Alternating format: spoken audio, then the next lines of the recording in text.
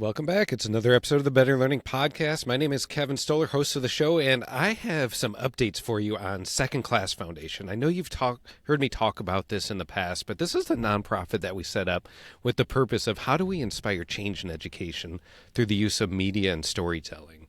So this episode is all about some of the work that we've had in there, and then I'm going to share a few stories, but then I'm also going to have some things that I think you guys can all help with. This audience has extremely passionate about improving education, but they also have unique connections and means that can help make this more impactful than it already is. And that was kind of the intention always, was how do we take Second Class Foundation and help everyone within the industry of education, as well as reaching more the general public, more the mass media side of things. How can we inspire change that's helping schools, but then also have this multiplying effect? So I want to tell you about one of the first projects that we are ready to launch, and it's a docu-series that we are calling What We Show Them.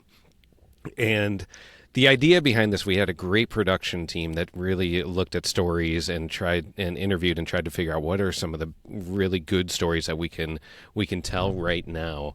And the one that we found is this Valley View Elementary School in Idaho.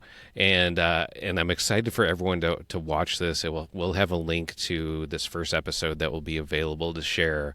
But it is moving. It's powerful. It's all about why we wanted to do this, because we know it really does have this effective story that until you see it, you don't know.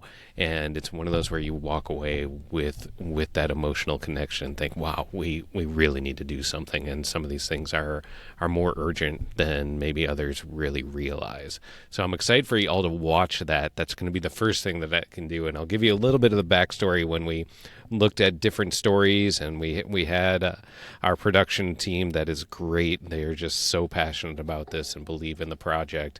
And they looked at a bunch of different characters and stories that they can really get behind, said, you know what, this is one that is immediate, it's happening right now, let's get in there and do that. And they did a great job of telling the story, but it's really just at the beginning. So the idea behind this ongoing docu-series that we're doing is that we want to intertwine stories from around the country and hopefully around the world, because a lot of these things take a long time to develop.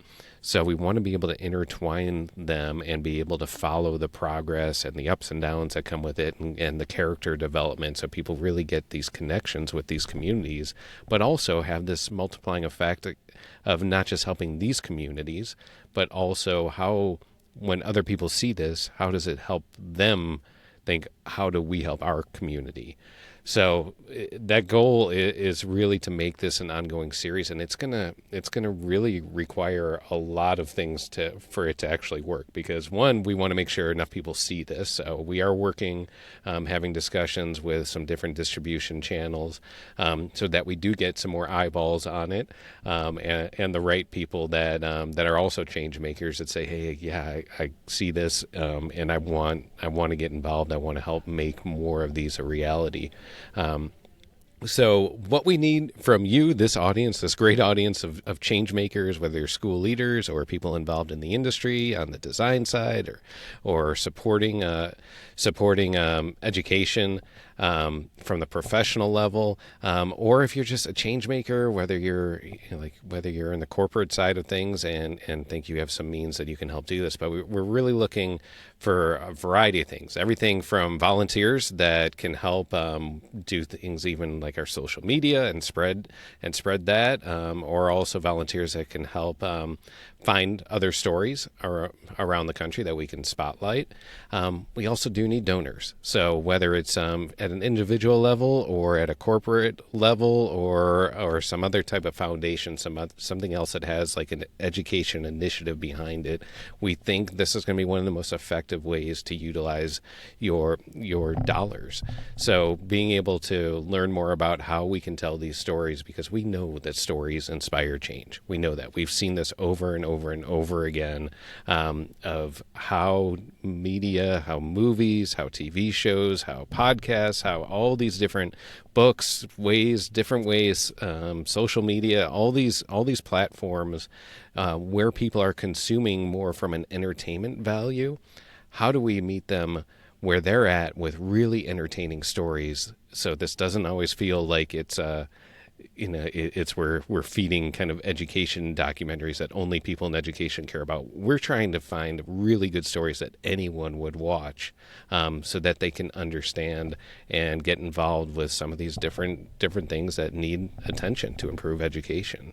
So I want to just kind of close this with a story and of why this is so impactful. There's a perfect example of something that's out on Netflix right now. Right now, there's one called The Program that's out there that is education related. It's about these boarding schools that were targeted for parents of what they considered high-risk teens. But to hear the stories from these kids who have gone through this experience now that they're adults, and see what is actually happening behind the scenes and the character development, and how you get to feel connected to these people and their families, and be able to see from their perspectives and the decisions that they were making. It's an extremely powerful way that I don't think any other outlet can really get that type of connection. So if you do get a chance to watch that one is called The Program on Netflix right now. It's a 3-episode one, but that's the type of movement that we're working on, is how do we create really good content. And I think we got it here on this docu-series that's we're going to have the first episode linked to this, of what we show them. And I just want to reiterate, before I wrap up here, Second Class Foundation, why we do this. I also want to hit a little bit on the name of it. Second Class Foundation can come off as jarring to people. Most people say, like, I don't want anything associated with second class. I want to be first class, or I want to have no classes. We shouldn't be having any classes in this, where we want to really look at equity and how every kid should have the best opportunity to succeed. But that's why we chose that term. It's a little bit of play on words of second class, like kind of like the second period of school, but also is this more like what school 2.0 would look like. But we also don't want to run away from the fact that we say we live in a first-class society, or that we should be offering the best thing for our kids, but a lot of the opportunities that are out there are not at that level.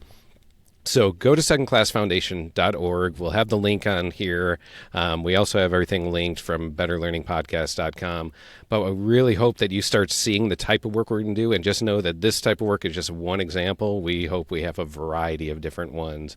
But this one is very emotional. It's worth watching, and we hope that we can continue doing that. But we are going to need your help, whether it's with getting the word out or finding and lining us up with different funding options. And we also do have some board seats available too. So please reach out.